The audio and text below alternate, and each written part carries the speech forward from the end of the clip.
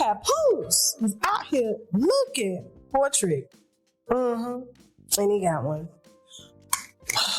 Yes, beautiful girl, beautiful, gorgeous girl. Y'all ain't gonna tell me Claressa ugly. I'm sorry, she's not. Shit. Don't care what 50 Cent got to say. At this point, the way 50 Cent running through women around here, I don't even think he really like women like that, in my opinion. Okay? Accused of doing some of the same things Diddy has been accused of, so I don't care. Everything but the baby oil.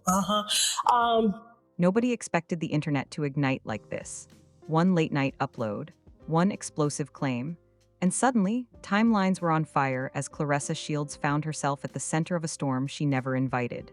Fans woke up confused, critics woke up armed, and by sunrise, one name was trending for all the wrong reasons. Because Tasha K said she had proof, and the internet decided that was all it needed. Within minutes, reaction videos flooded feeds. Screenshots, blurry, cropped, and context-starved, were passed around like verdicts. Comment sections split into war zones. Some demanded answers, others demanded restraint. And hovering over it all was a single question that made everything feel radioactive. What if this goes too far? Then came the alleged response. Clips began circulating of Claressa looking visibly upset during a public appearance. No audio, no context, just expressions slowed down and analyzed frame by frame. Was it anger, frustration, exhaustion? The internet didn't wait to find out, it decided for her.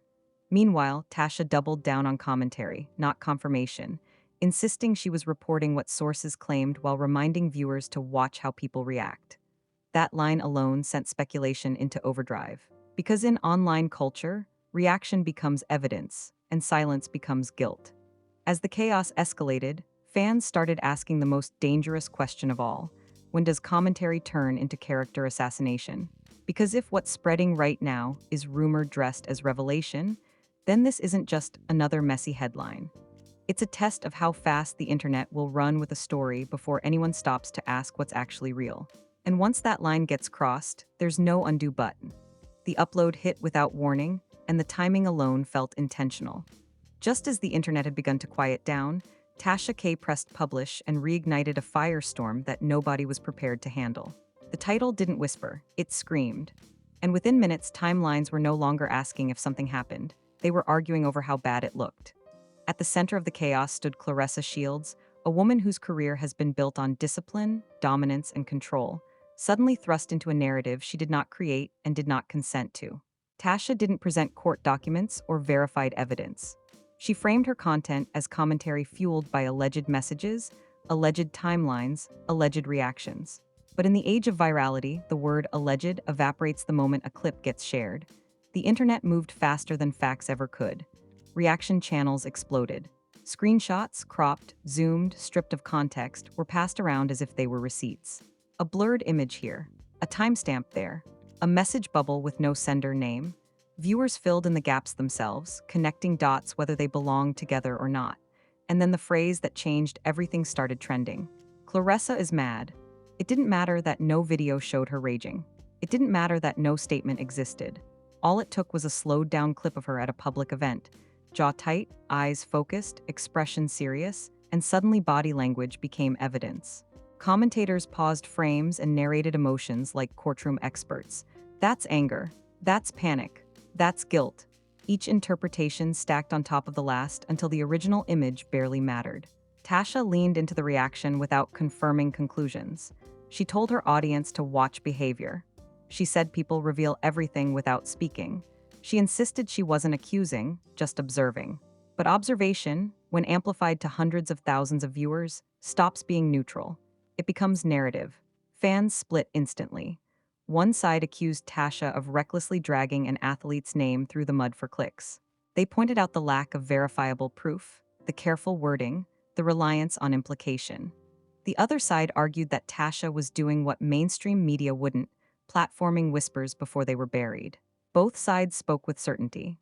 Neither side had confirmation. Claressa's silence poured gasoline on the fire. She didn't tweet. She didn't post a story. She didn't respond to anyone tagging her name into the chaos. For supporters, that silence was dignity. For critics, it was suspicious. And for the algorithm, it was irresistible. Silence leaves room for imagination, and imagination is where virality thrives. Then came the timeline detectives. Users started pulling up old interviews where Claressa talked about heartbreak, growth, and learning from past relationships. At the time, those moments were framed as empowerment. Now they were reframed as clues. Every vague quote was treated like foreshadowing. Every reference to healing was retrofitted into a storyline it was never meant to support. That's when the word exposé started circulating.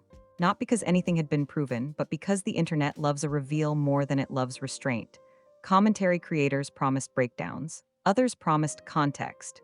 A few promised receipts coming soon. None arrived, but the promise alone kept engagement soaring. Tasha's defenders pointed out that she never claimed the material was verified. She said sources. She said allegedly. She said, I'm just reporting what's being sent to me. But critics countered that repeating unverified claims at scale still causes damage, disclaimers or not. And while the internet argued about ethics, Claressa's name continued to trend. Not for titles, not for wins, not for history, for speculation. That's when the mood shifted from gossip to discomfort. Some fans began asking why Claressa's achievements were so easily overshadowed by rumor. Why a woman who dominates her sport is so quickly reduced to alleged personal drama. Why the burden of clarification always falls on the person being talked about, never the person doing the talking. Still, the momentum didn't slow. A short clip surfaced of Claressa exiting a venue, face serious, moving quickly past cameras. No audio, no confrontation, but captions framed it as rage. The word stuck, it spread, and once it did, it became nearly impossible to untangle fact from feeling. Tasha went live again briefly, reiterating that she stood by her commentary, but reminding viewers to draw their own conclusions.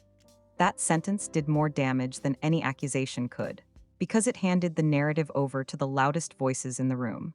By the end of the night, the internet had already decided what it felt was true, and that feeling was enough. But just as the noise reached its peak, something else began to surface quietly in the background, a pushback not rooted in fandom, but in concern. Journalists, athletes, and commentators started questioning the entire premise. They asked where the proof actually was. They asked who benefits from framing speculation as revelation. And they asked a question that made people uncomfortable. What happens when commentary culture crosses the line from reporting reactions to manufacturing them? That question lingered. Because if no concrete evidence ever appears, then what exploded online wasn't an exposé. It was a reaction to a reaction, multiplied until it looked like truth. And as the first wave of outrage began to exhaust itself, one thing became clear. The next development wouldn't come from a leak or a live stream. It would come from how Claressa chose to respond, or whether she chose to respond at all. And that decision was about to change the entire direction of the story. By the next morning, the outrage hadn't cooled, it had evolved. What started as reaction had hardened into certainty for some corners of the internet, while others began pushing back with equal force. The story was no longer about what was actually shown or proven. It was about how fast belief travels once a claim is framed as a revelation. And sitting in the crosshairs was Claressa Shields, whose silence had become the loudest sound in the room. Commentary channels split into factions. One side insisted the conversation was reckless, built on implication and body language speculation. The other side argued that patterns matter more than paperwork, that reactions reveal truths words try to hide. Neither side could agree on where commentary ended and accusation began. Then Tasha K returned to the timeline, not with new material, but with clarification that only sharpened the debate. She reiterated that she had not presented verified documents and that her role was commentary on what sources claimed and how public reactions unfolded. She stressed that viewers should think critically. Critics responded instantly. Presenting speculation at scale, they argued, still creates harm even when wrapped in disclaimers. The internet didn't slow down to parse intent. Instead, it escalated. Hashtags mutated from exposed to question everything. Reaction videos multiplied, freezing moments from Claressa's past interviews and reframing them as evidence of hidden emotion. A quote about resilience was recut as defensiveness. A clip about growth was reframed as deflection. Context collapsed under the weight of narrative hunger. That's when a countermovement began forming, quietly at first. Athletes from other sports chimed in, not to defend any claim, but to defend process. They spoke about how silence during controversy is often strategic, not incriminating. About how responding too quickly can validate false narratives. About how women in competitive spaces are expected to explain themselves in ways men rarely are. A respected sports journalist posted a thread explaining the difference between proof and projection. They broke down how commentary ecosystems work, how engagement incentives reward escalation, how speculation snowballs once an audience is primed to believe there's something hidden. The thread gained traction, especially among readers who felt uneasy about the speed and certainty of the accusations. Still, the algorithm preferred heat. Clips of Tasha's commentary continued circulating with captions that implied more than was said. Claressa's name stayed trending, even as she posted routine training footage, focus, discipline, repetition. Some viewers praised the restraint, others read the posts as avoidance. The same content fed opposing conclusions, proving how little the material itself mattered once a narrative took hold. Then the conversation shifted again, this time toward ethics. Creators began asking whether repeating unverified claims about someone's private life, even as commentary, crossed a line. They questioned why rumors about relationships draw more attention than documented achievements. They pointed out how the language of exposure often strips agency from the person being discussed, reducing them to a character in someone else's storyline. That critique resonated, especially when fans noticed that no actual proof had surfaced beyond interpretation. No documents, no confirmations, no on-the-record statements from involved parties. Just inference, tone analysis, and the contagious certainty of crowds. Tasha's supporters argued that she never claimed legal proof and that calling attention to online dynamics is part of commentary culture. Her critics countered that when millions are watching, the difference between commentary and accusation collapses. Both sides dug in. Meanwhile, Claressa's camp remained focused on competition. According to reporting from sports outlets, her schedule and training continued uninterrupted. That detail, mundane but grounding, stood in stark contrast to the online chaos. It suggested a reality operating independently of the internet's conclusions. The temperature began to cool, not because minds were changed, but because fatigue set in. Audiences noticed repetition. The same clips, the same arguments, the same promises of more coming without delivery. And slowly, skepticism replaced certainty. People started asking whether the story had been inflated beyond what evidence could sustain. By evening, a new framing emerged across platforms. This wasn't an exposé, it was a case study. A case study in how reaction becomes narrative. In how watch how she reacts turns into this proves everything. In how silence is criminalized while speculation is rewarded. In how women's success invites scrutiny that quickly veers into personal territory. Tasha addressed the backlash briefly, saying she welcomed debate but stood by discussing dynamics rather than making accusations. That nuance mattered to some and not at all to others. The internet rarely rewards gray areas. As the second wave crested, the question shifted once more, from what happened to what now. Would Claressa respond directly? Would she issue a statement? Or would she continue letting training footage speak louder than trending tags? Because by this point, it was clear that any response, no matter how measured, would be interpreted through the loudest lens available. Speaking risked validation. Silence risked projection. There was no neutral ground left, and that realization set the stage for the final turn of the story. Not another leak, not another live stream, but a decision about whether to feed the machine or starve it. And whichever path Claressa chose was about to determine whether the noise collapsed under its own weight or found new oxygen to burn even brighter. The third wave didn't arrive with proof. It arrived with perspective. After days of escalating commentary, slowed down clips, and recycled outrage, something subtle but decisive happened. The story stopped growing. Not because it was resolved, but because it couldn't go any further without facts. And that realization quietly changed the tone of the entire conversation. The turning point came when Claressa Shields finally moved, not with a statement, not with a rebuttal, but with consistency. She posted again from the gym.